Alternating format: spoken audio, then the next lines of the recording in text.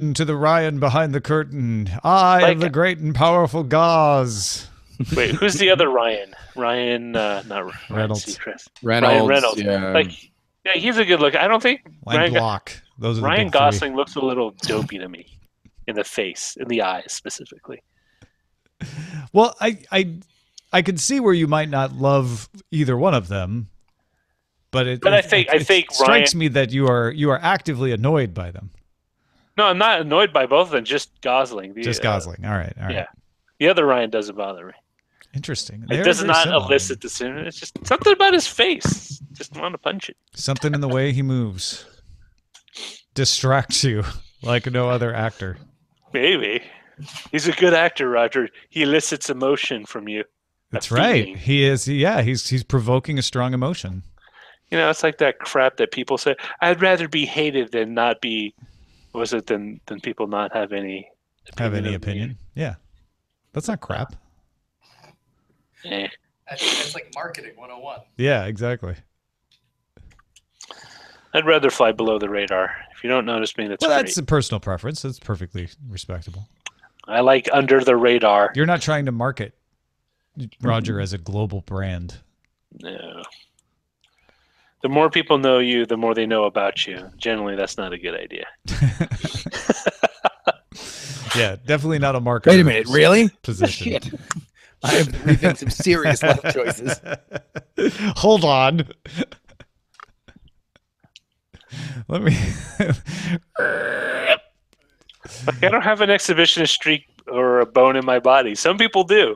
Like, some people are very mild-mannered, but like when you get drunk or something, they're like super off the wall. But me, no, I'm exactly the same. In fact, I get sleepier. You're pretty off the wall when you're drunk, but not in the way you're talking about. I mean, I'm usually you can't off find the wall. Literally. Yeah. Just give me the high sign when you're all set up there, Justin. I am good to go. All right. I will give Roger control. Yes, I knew you were going to ask for that.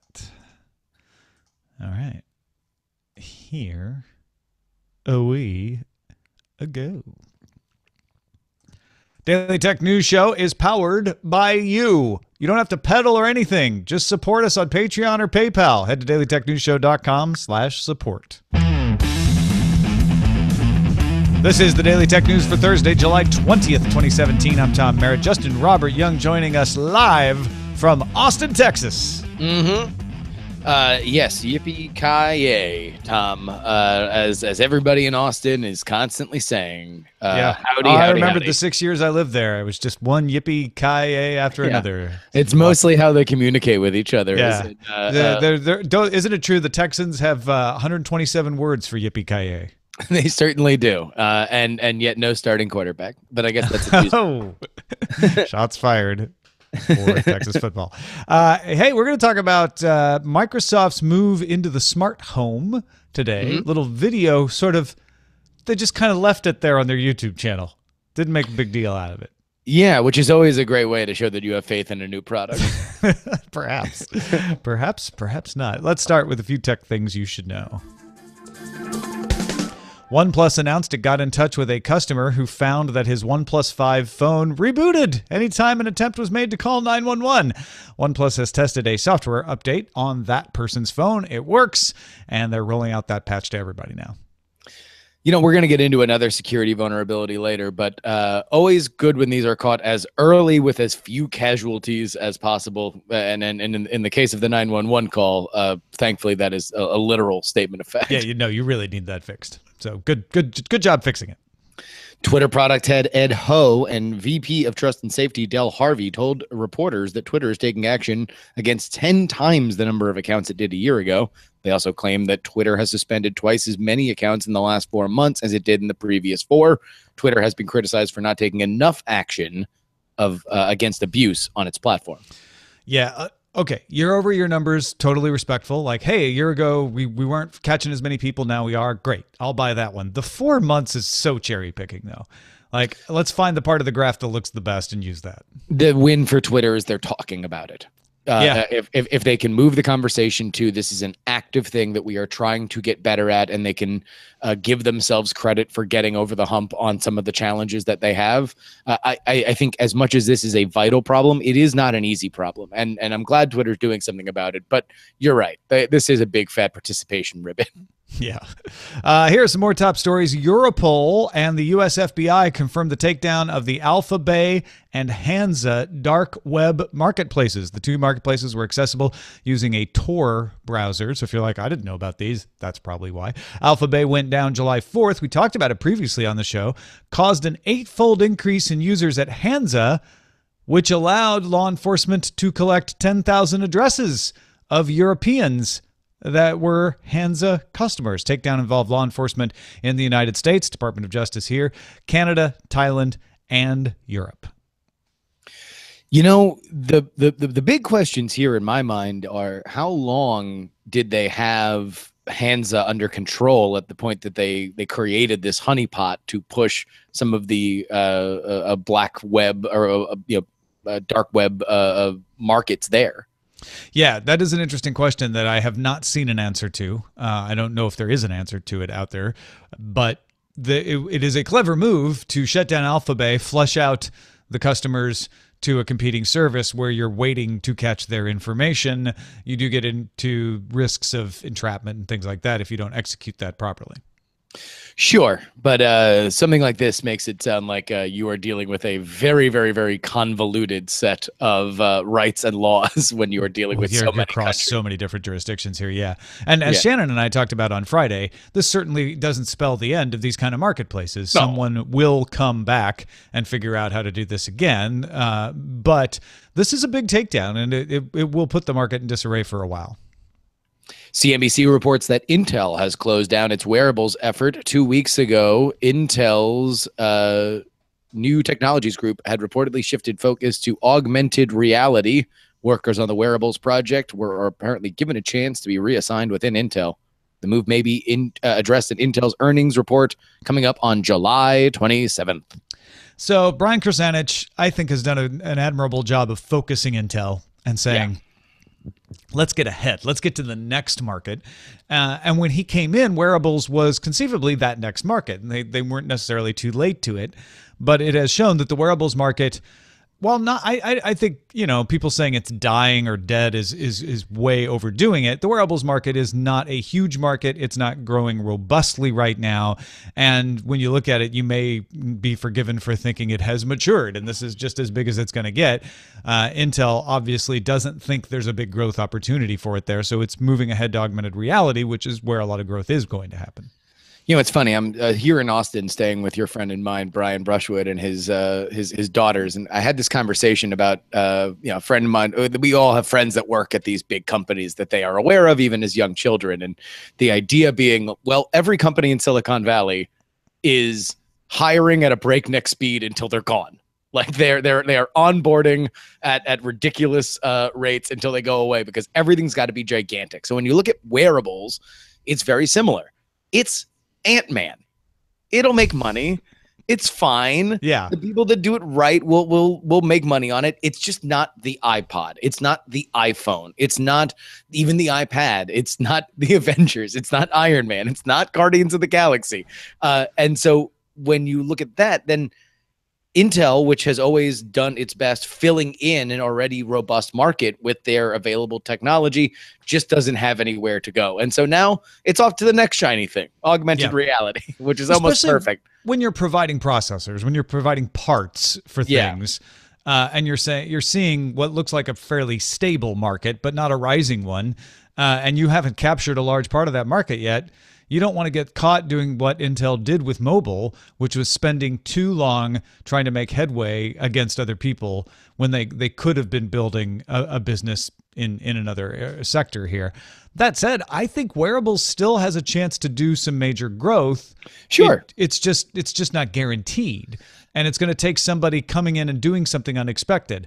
I'm not convinced that we won't see a wearable that breaks down the wall. On the other hand, if wearables just stay as fitness trackers you wear on your wrist and some nice watches for the rest of time, that wouldn't shock me either. I mean, the biggest thing that you have to crack with wearables are having radios right on the devices so they can be independent of anything else that you have and therefore be valuable in any sense, and also have batteries that can match that kind of processing power. And maybe that's it. Maybe you've hit on it. If there's a big battery technology advance, suddenly the wearables market might get a little more interesting. Yeah. Go ahead. Apple's latest update to iOS patches a flaw in the Broadcom Wi-Fi chip that would have allowed a nearby attacker to crash the phone. You wouldn't have had to do anything, just to have Wi-Fi on. If Wi-Fi was on, an attacker could have done this if they were nearby. Because the flaw existed in the chip, it also affected other operating systems, notably Android. Android patched this on July 5th, so it's now patched in both major operating systems. Security researcher Nitai Artenstein of Exodus Intelligence discovered the exploit, and he's going to present about it at Black Hat on July 27th. Part of the summer of sharks, Justin. The attackers are out. Of course, with Black Hat and DEF CON coming up, lots of these kind of stories are going to start trickling out. And also a reminder, whenever you're going to these security conferences, please turn off your Wi-Fi. In fact, bury your phone in your yard. Turn your phone off. Take the battery out if you can. Yeah. Do not, bring holy water. This is something that obviously is going to get a lot of attention because Apple and security exploit are in the same headline.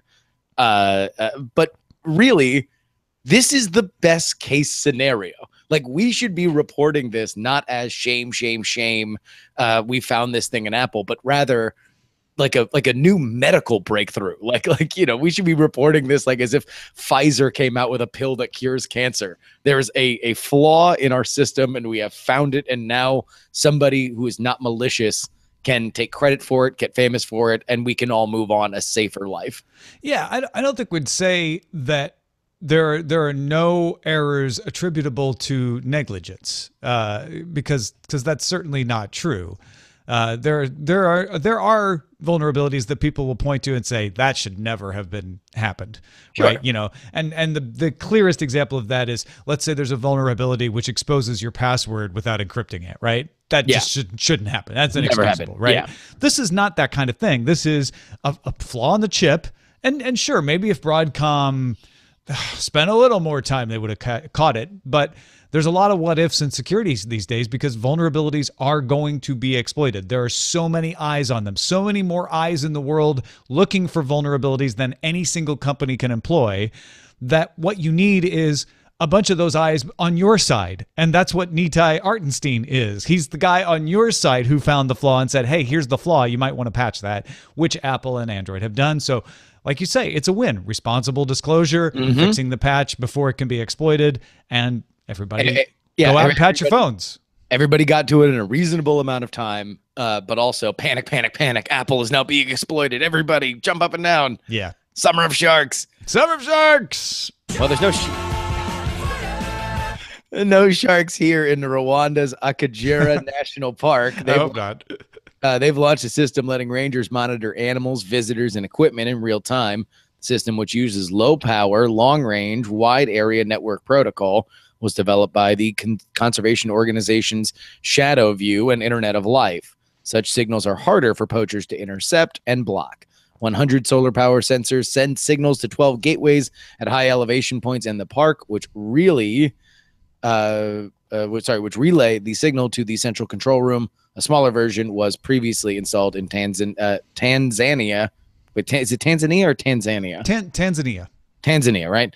The next stop is to tag animals with sensors and eventually incorporate video live feeds. I'm really interested in this because LoRaWAN, the long-range wide area network, is developed for Internet of Things, and specifically for urban settings, for smart cities type of stuff, for putting sensors around neighborhoods and things like that. So adapting it and using it in a national park setting to fight poachers is a great alternative use and a great adaptive use and a great example of when technology comes out, we don't always anticipate all the things it might be good for. And I'm just fascinated by this idea of putting the sensors down on the ground. They've only put 100 down, but the system could support, I think, 100,000 or so of these. Broadcasting to the gateways broadcast back, then putting them on the animals themselves to track them. There's just so much so much that's interesting about this, and in a different setting than like, oh, downtown Amsterdam is gonna, which they are gonna put in long range wide area network protocol to do this and that city improvement, which is interesting itself. But I love the fact that we have so many different ways of implementing, and especially with Internet of Things, where a lot of people roll their eyes and like, great, I don't need a smart fridge. I don't need, my garage door to open automatically when I come home. I don't need my paperweight to talk to my penknife. Yeah. But maybe preserving wild animals and keeping a park setting a lovely place for people to visit is a great way to use this.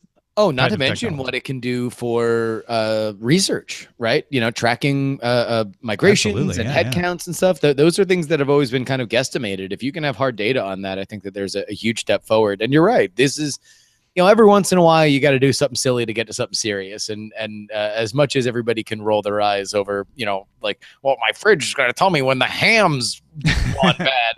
It's like you can get cool stuff like this. And we talk a lot about Project Loon, Facebook's Wing, bringing rural people internet, and these are great projects. But there's a lot of companies that fly under the radar, pun intended, like Shadowview and Internet of Life, who are the folks who help put this in place, and they just don't get as much attention. Absolutely. And Africa, in my opinion, just the most exciting place to watch technological breakthroughs. Like, there is just such ingenuity on that continent. It seems like we're so reliably every year you get 5 or 6 like, oh wow, that's cool, that's a really cool workaround. There's crazy good startup communities in Rwanda, in Kenya, in South Africa, in Nigeria, and Rwanda particularly. The government there has been very pro technology, trying to push technology forward. Hopefully that is maintained as new governments come into power there. But yeah, this all right, Tom. New Patreon goal. Let's do a week in Africa. Talking to African entrepreneurs. I feel like this is gonna happen. I love that. Yeah, I know. All right. Well, we'll talk. Well, sorry that's so interesting, because our next story, Justin, is boring. Oh, stop it. In fact, I take back that you don't get to go to Africa. Oh, damn, I lost my privileges. Boring company CEO Elon Musk. I enjoy calling him boring company CEO Elon Musk. We all know he's the CEO of Tesla and SpaceX and everything else. But Elon Musk said on Twitter that his tunneling company has, quote, this is the quote from Elon Musk on Twitter saying this, we have no other sources, says, received verbal goved approval to build an underground NY-Phil-Balt-DC hyperloop, NY-DC in 29 mins, city center to city center in each case, with up to a dozen or more entry/exit elevators in each city. So we had a fun time talking before the show in the morning, as we usually do, hashing out the stories about exactly what even that meant. That theoretically there are 4 stops, right? And then if you go city center to city center, right, there's 4 stops. So 4 stops. I took the dozen or more entry and exit elevators to mean there were 12 stops, but you were thinking that might just mean multiple ways to get into each city center stop, which actually makes more sense to me. Yeah. But we don't know, because, again, the only source we have is Elon Musk's own tweet about this. Which, as much as you should have a healthy skepticism about any kind of major public works project being tweeted randomly by a CEO who, by the way, had publicly kind of taken himself out of the "I'm going to make hyperloops" game, right, when he published that white paper. Is he contracting with HTT or somebody to make the hyperloops? We don't know. And also, I'm curious to see how this evolves, because I think that there are probably going to be plenty of journalists all throughout state houses in Albany and I'm trying to remember my state capitals for everything. But they're going to be asking state officials, Jefferson City, they're going to be asking state officials exactly what he means. Is this a federal project that has to be run through the states? But this is the kind of stuff. Like, let's imagine a world that this happens, right? And a million miles between here and there, but that would theoretically mean you can live in Baltimore and work in New York. Yeah. I mean, if it really is 29 minutes, let's put on time to get to the city center stop time to get from the city center stop. Let's double it to an hour. You still could live in DC and work in New York or vice versa. Yeah, which is amazing. The problem is you won't be able to afford to do either. Maybe. Who knows? Well, you're gonna hop in your self-driven Tesla and yeah, that's gonna take you down to the right? hyperloop. And yep. I'll give Elon Musk credit when he says crazy things, which he does quite often. Yes, a lot of times they'll end up turning out to be true. Like, I'm gonna have a reusable rocket. He really does have a reusable rocket. So, or I'm going to test my new boring equipment in the parking lot. Yes, of SpaceX. and he did. He actually did that. So sure, he also tweets things like, we'll be on Mars by 2050. Maybe or maybe not that will come true. But I'm willing to believe he must have gotten some kind of indication that he would be allowed to do this. Verbal government approval is very far from paperwork filed, permits issued. Yeah. And although, to be fair, getting rights to dig something is a lot easier than getting rights to build something on top of something else. Sure. Still need those permits, though. Yeah. In triplicate, please have them signed by the end of the business day. Hey, folks, if you want to get all the tech headlines each day in about 5 minutes, be sure to subscribe to Daily Tech Headlines at dailytechheadlines.com, on the Amazon Echo or Anchor app at anchor.fm. All right, here's a little more about Johnson Controls. Johnson Controls is a huge company. They were founded by the man who created the first thermostat. They are controversial as a multinational company on their own, but they also make thermostats, and they make thermostats for lots of large companies, partnering with Microsoft to build the Cortana assistant into a new thermostat called Glass, G-L-A-S. Glass has a touchscreen, but can also respond to voice commands because Cortana. It can handle temperature control, air quality readings, and have a calendar schedule. Glass runs Windows 10 IoT Core, supports Azure Cloud Services, assume that's probably where the cloud services will be pushed to the device. Thermostat was revealed in a YouTube video on Microsoft's YouTube channel, no price or release date. And given what the rhetoric of the video is and the fact that it's Johnson Controls, my guess is this is about enterprise settings. This is about facilities, could be apartment buildings maybe, but also company headquarters and factories and things like that. Has this idea come and gone? That was my initial thought, because we've had Nest. Nest is obviously, and not to say that Nest is every smart thermostat company, but they were probably the most famous one. They kind of defined that genre for a little bit. Now the big Internet of Things device is voice assistant, headless voice assistants, effectively, although there are, more and more screens kind of coming to these projects.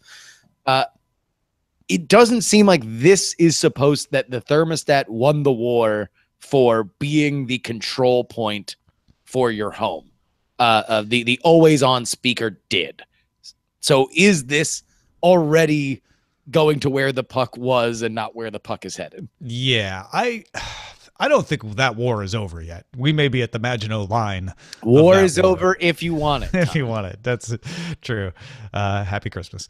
I think that Amazon is taking a very smart approach in saying we want to get our Amazon voice services in everything. That's why the Ecobee thermostat has it, because they don't want to sit back and say, great, speakers, that's what everybody wants, and they'll put speakers everywhere and that'll control everything.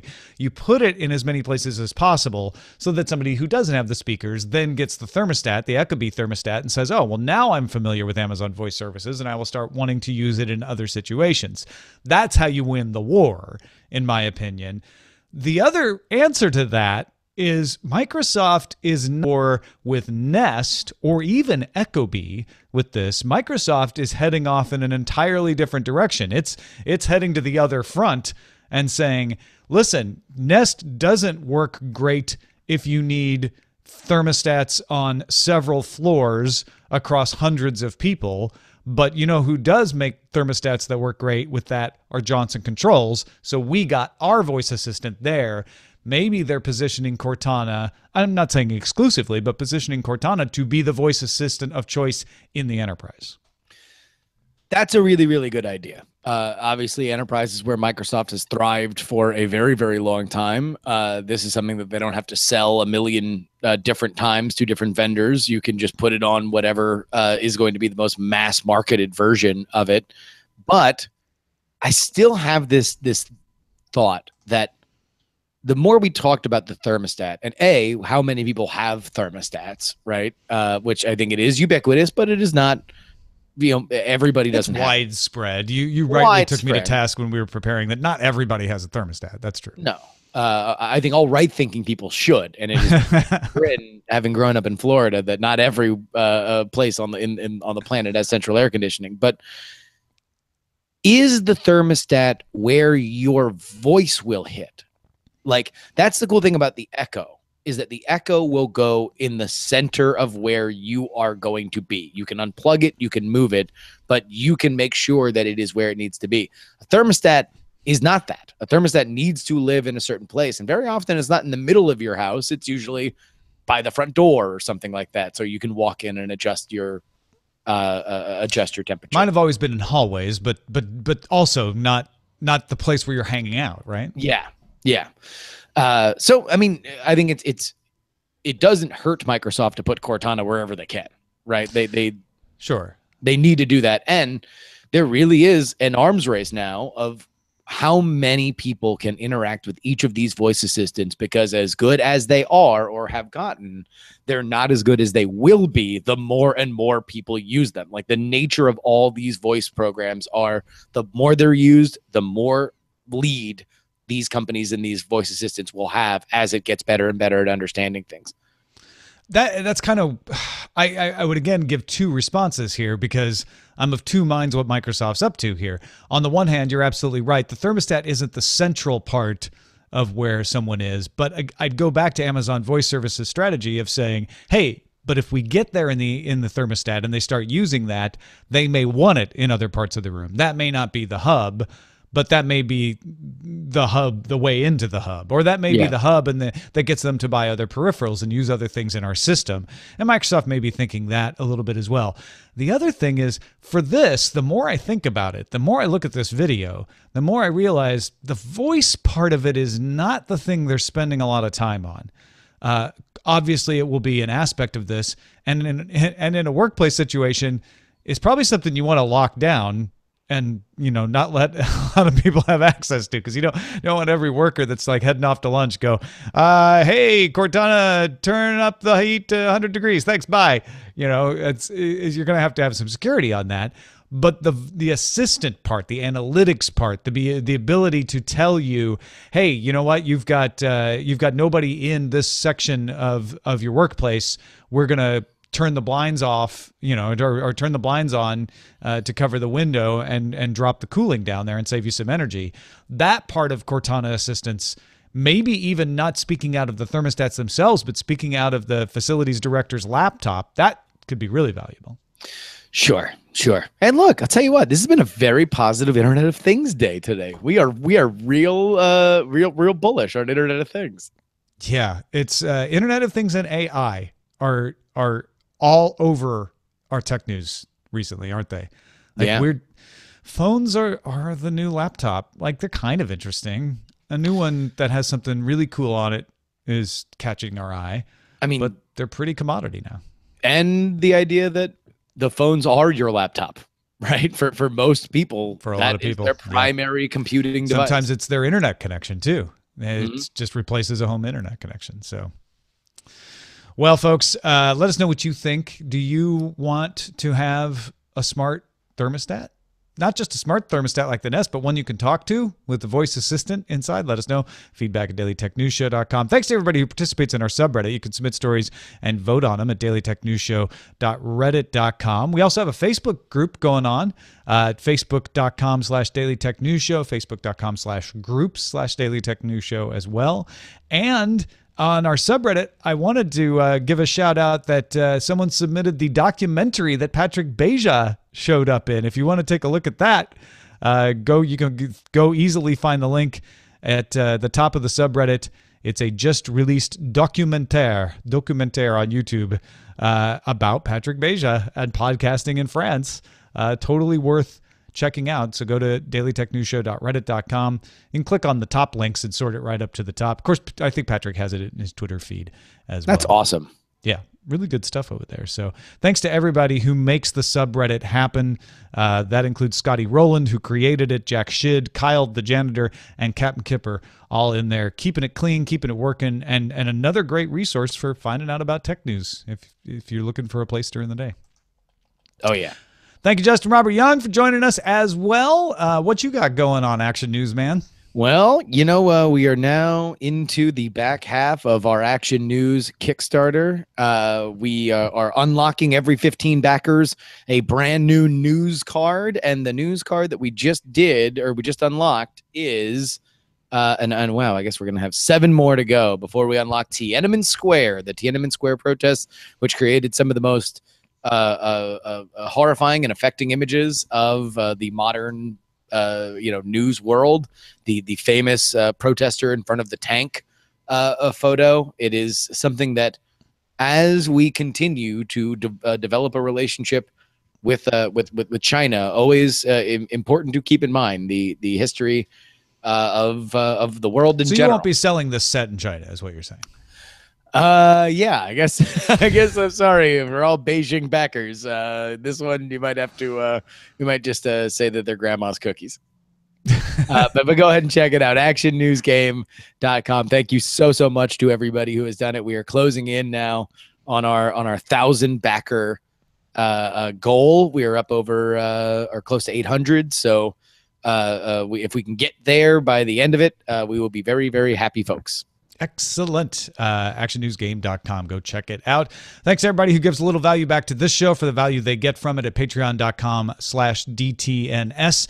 If you're at the associate producer level, you already know that you get a weekly post catching you up on the week's news, including an exclusive column from myself. And this week I wrote up answers to basic questions about password managers, things you and I probably know, but people who really need to consider using a password manager may not know. So feel free to subscribe, get that column, cut and paste it into emails to friends and family who have questions about password managers. It's real basic stuff, but it was inspired by a listener who wrote in and said, hey, I'm a tech guy, and I hear you guys talking about password managers, but how do they work? I want to know a little bit more about that before I go jump into one. So again, you can find that at patreon.com/DTNS. Our email address is feedback@dailytechnewsshow.com. We're live Monday through Friday, 4:30 p.m. Eastern, 20:30 UTC at alphageekradio.com and diamondclub.tv, and our website is dailytechnewsshow.com. Back tomorrow with Shannon Morse and Len Peralta illustrating the show. Talk to you then. This show is part of the Frog Pants Network. Get more at frogpants.com. Diamond Club hopes you have enjoyed this program. Boom. Good show. Yeah, man. What should we call it? I don't know. Roger? Should we call it Roger? Should we call it the Roger Show? I call it a shot in the dark web. Shart. A shot in the dark web. By the way, there's a Night Attack bit that wound up kind of catching fire of adult versions of science fiction and fantasy authors, of which my favorite was George R.R. Martin. It's barely adult, but yeah. Yeah, no, it was hilariously juvenile. Yeah. Glass and Cortana turns up the heat. I don't need my paperweight to talk to my pen knife. Where does Intel get off? Where does it get off of? Wearables? Yeah. Where? Oh, where? Oh, it took me a minute. I get it now. Cortana, it's getting hot in here. Cortana, so take off all your clothes. Oh, jeez. Of course, yes. Did Elon Musk turn in his TPS reports?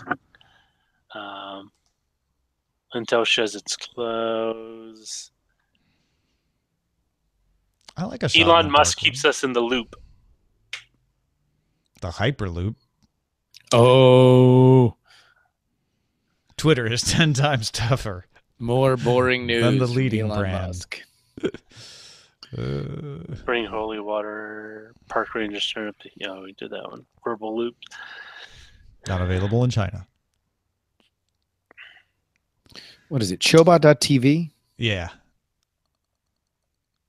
A shot in the dark web.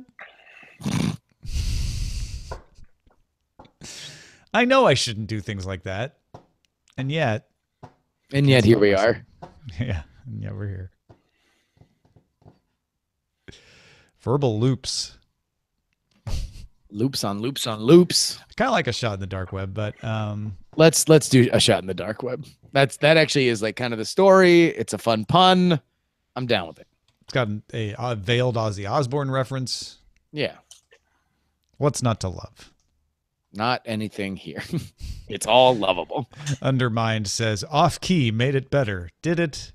Did it though? Did it really? Yeah, I never got that coffee from our. Oh man, I never did either. I really should have too. I did. So what area of Austin are you in right now then? North Austin, north of downtown. I know that this would be. Lots of Austins have a north. I'm right next to Hyde Park. Oh crap! That's my old stomping grounds. That's Really? where I used to live in Hyde Park. I am right on the corner of, let's say, Lamar and 45th. Holy crap! You should go to where Tom was born and take photo. Oh wait, I wasn't born there. I the first place I lived was at 45th and Guadalupe, or 45th and Duval.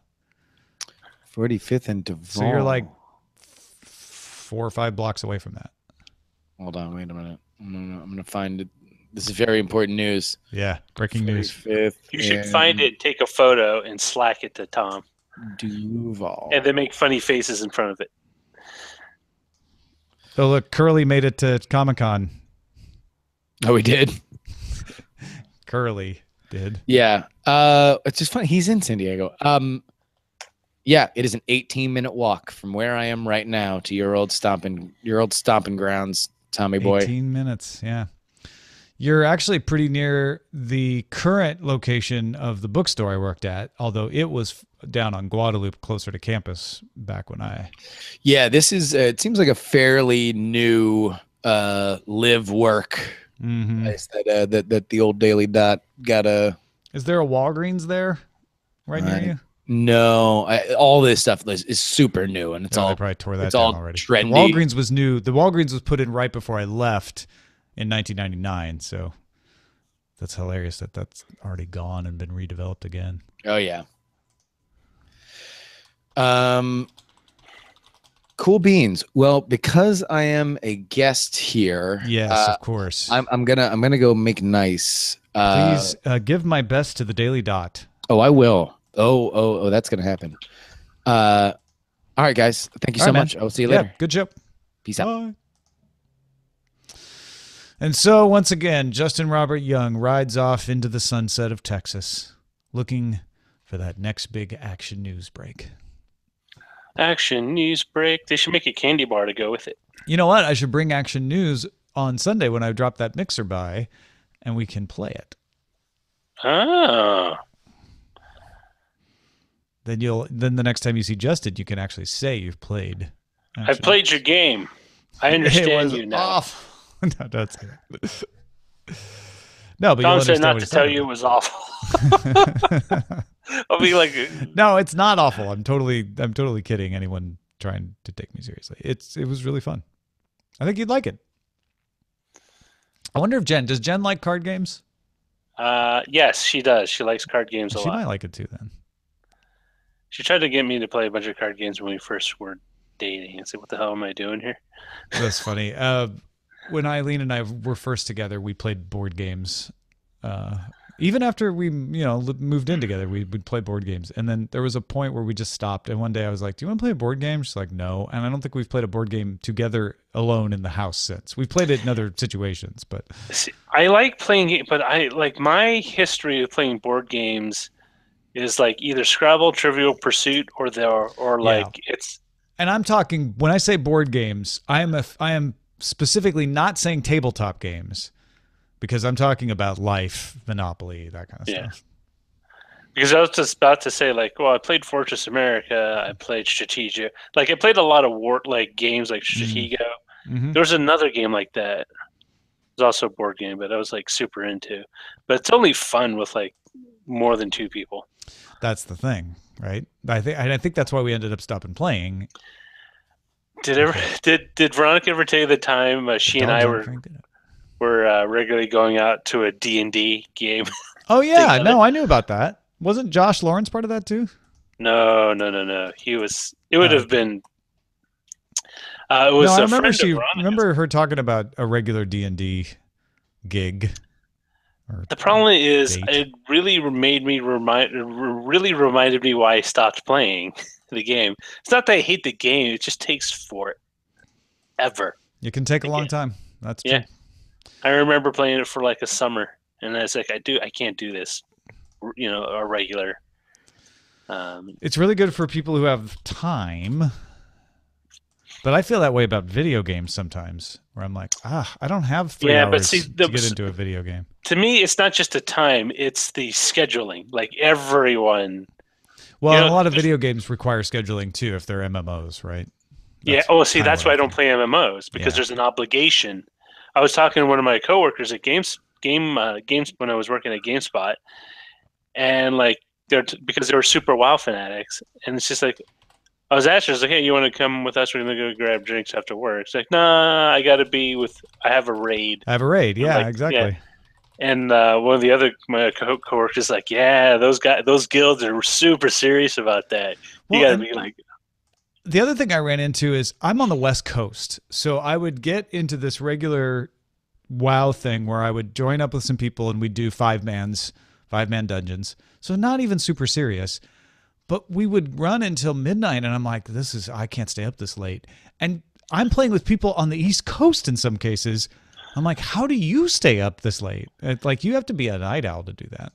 The closest I've ever gotten was when I was a regular Left 4 Dead player, and I was with like 2 or 3 people. I mean, that was really small, but the great thing is the game ends in like 45 minutes, so you're not obligated to be there forever. Yeah.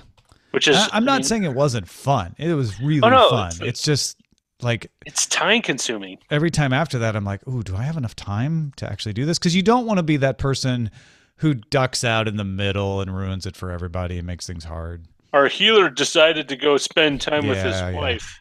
I mean, not that they'd miss my DPS, but still. Oh, we're going to go raid here. It's like, no. No. It's one of the reasons I like Hearthstone, because the games, a 20-minute game is crazy long. The games are usually quite short, so you can easily squeeze them in. But like D&D, that's like an hour. Like if you start from scratch, getting everyone like in the beginning mode of your, like, including character development and all that, it's like an hour before you even do anything. Before like step on the. Beef said he played Civ 5 the other day for 24 hours straight. Man, I used to do that. Not Civ 5. I used to play Civ and SimCity 2000 for hours and hours and hours on end. I think it's a thing when you get older, you can't sustain it. I remember playing the was it Civ Revolution? Yeah. The one for the game console. It's a super cut down version of Civ. Right. But I remember playing it and finishing the game overnight. But it took me like 6-7 hours from when I started to when I finished. It's like, I just want to finish this game. I got to finish this game.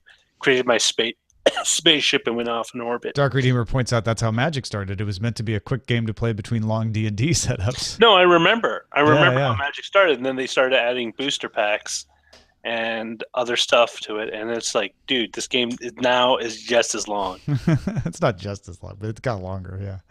D&D only an hour. Well, that's only if Undermined asked, D&D only an hour? That's pretty fast to get set up and started. Well, the 2 people we were playing with already had their characters already set up, so they were helping us get our characters in order. And then just basically figuring out a story. The thing is, those games are only good if you have a good DM. And not to be a jerk, but you have to be not actually you have to be really good. You just have to be a very competent storyteller in order to make it fun. Because then, or else, the game starts revealing its statistical backbone. Oh, crap. Stats. Unless you're a stats nerd who religiously downloads the MLB season, preseason, postseason stats for your fantasy games.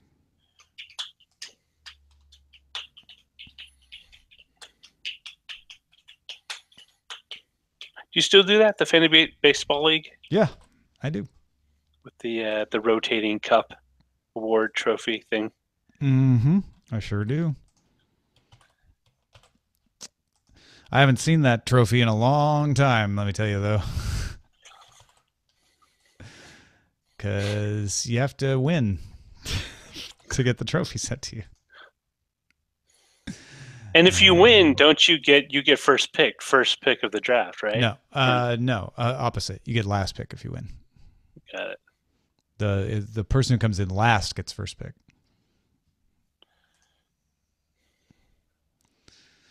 Sorry, something got messed up in the posting. That's why I'm a little distracted. And that something was me putting the wrong link. And I caught it this time, but I have to create a new post. Create a new post. Okay. All right. 3077A. You always know that I put the wrong link in the original post when you see an A in the episode number.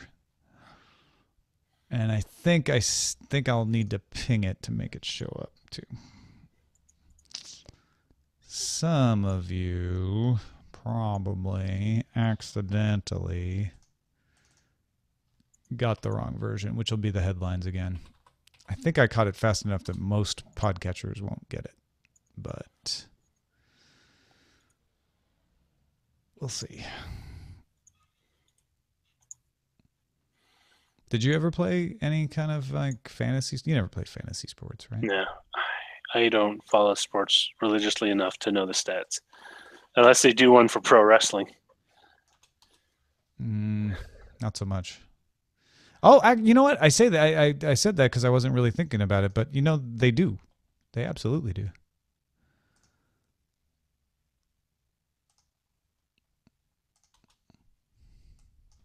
Would you do that if I found one? Sure. I mean, I don't follow wrestling anymore. This could get you back into it. Could be your and Ellie's thing, like a father taking their daughter to the ballpark. Ellie, I'm going to show you this wrestler who can't wrestle anymore, but he was big 30 years ago. Is Rick Rude still alive? I'm wondering. Talking about Rick Rude. Oh, no, he passed away. Well, you won't see her. You won't be able to take her to see him. That's true. Ravishing Rick Rude. He looked, in his heyday, he looked like my mechanic. The long hair and the big bushy mustache. Did your mechanic look like him? Maybe. He went around shirtless most of the time. Isn't that a wrestling thing? I don't know. I wish Justin were still here. He's I our should have resident asked expert. him. Actually, that was a question I've always wanted. Like, is that a thing?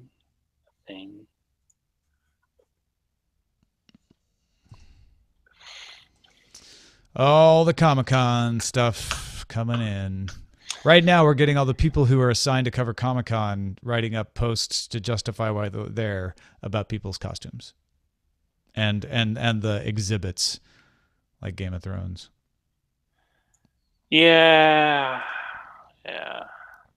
It's kind of weird how the cosplay has taken a life of its own in a way, in the way of the reporting. I guess that's cool. There's some really good people who do that stuff. And I think this is their second or third time in the year they get to bust out their alien or predator suit that they spent an entire year making.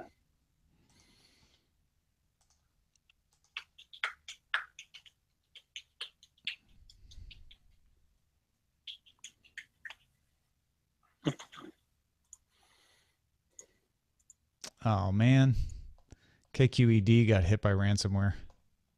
Oh no! The public television station in San Francisco. What do they want? Free Big Bird. I'm like really thinking, what do they want? Low tech mode.